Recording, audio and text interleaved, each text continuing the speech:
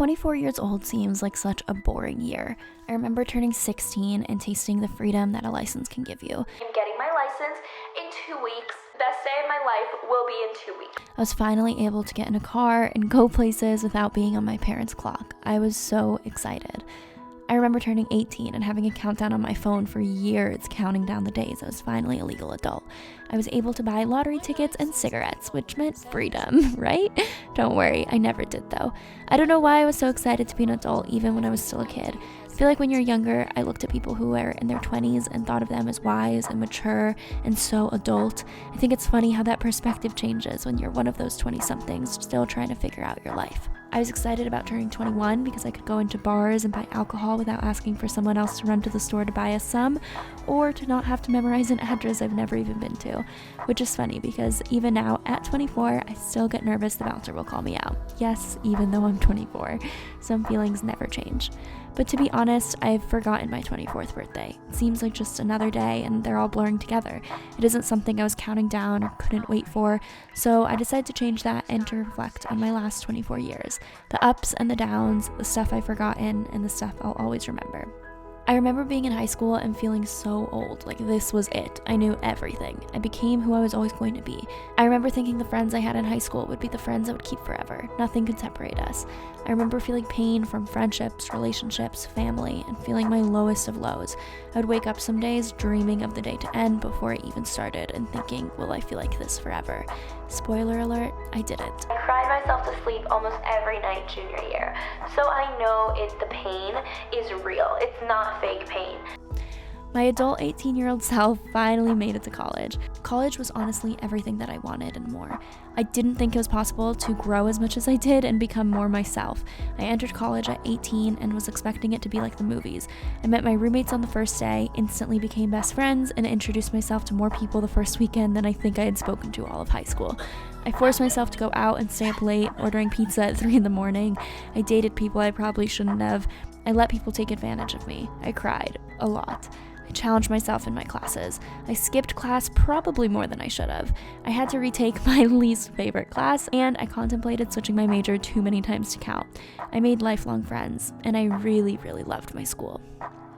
Graduation came and went in a snap, and I was ready for the real world. What is the real world? I still don't know.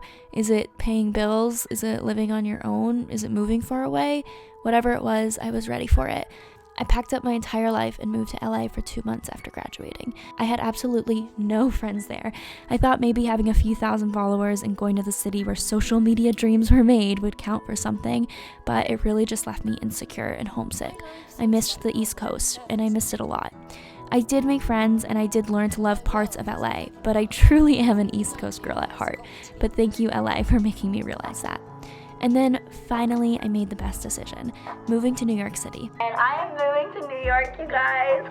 I'm so excited. Oh my gosh. I don't know if it's normal for a person to have this much of an attachment to a city that they haven't ever lived in. I called New York home before I ever even started looking at apartments, just daydreaming hundreds of miles away. I would look at apartments, picturing what my life would be like if I lived on the Upper East Side like Gossip Girl, maybe East Village, or no, maybe Greenwich Village, pretending I was an NYU student. You get it. New York felt more like home than any place I'd ever lived. I was terrified moving there would lose the city magic. Maybe I only liked New York in my dreams, but I knew that I was meant to be there, and I finally did it. I can say it is better than what I had imagined.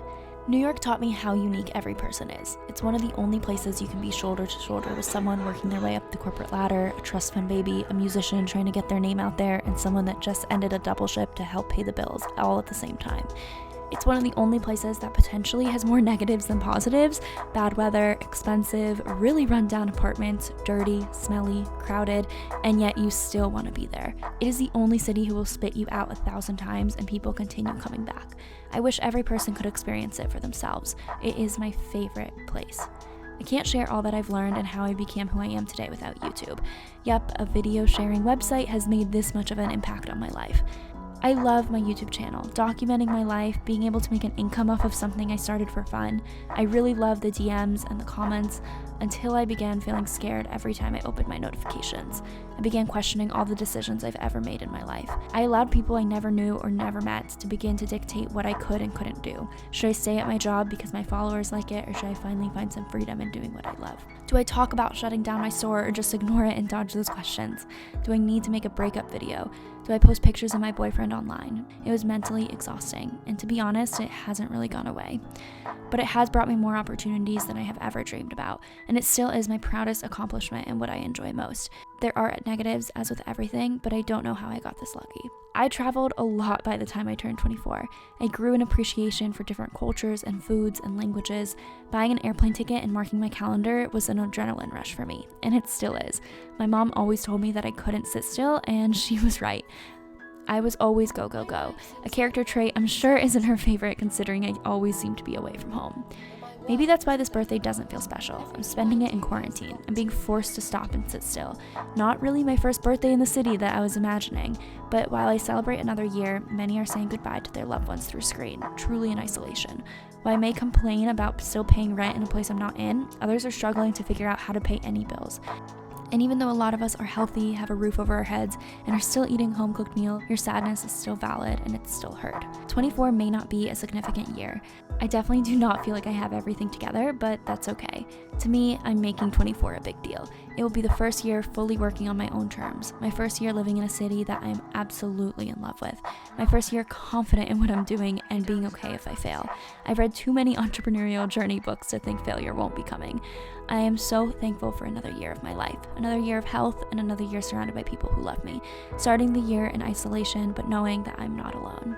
But I challenge you, even if the year that you're turning isn't quite the year you were envisioning, you can still make it memorable.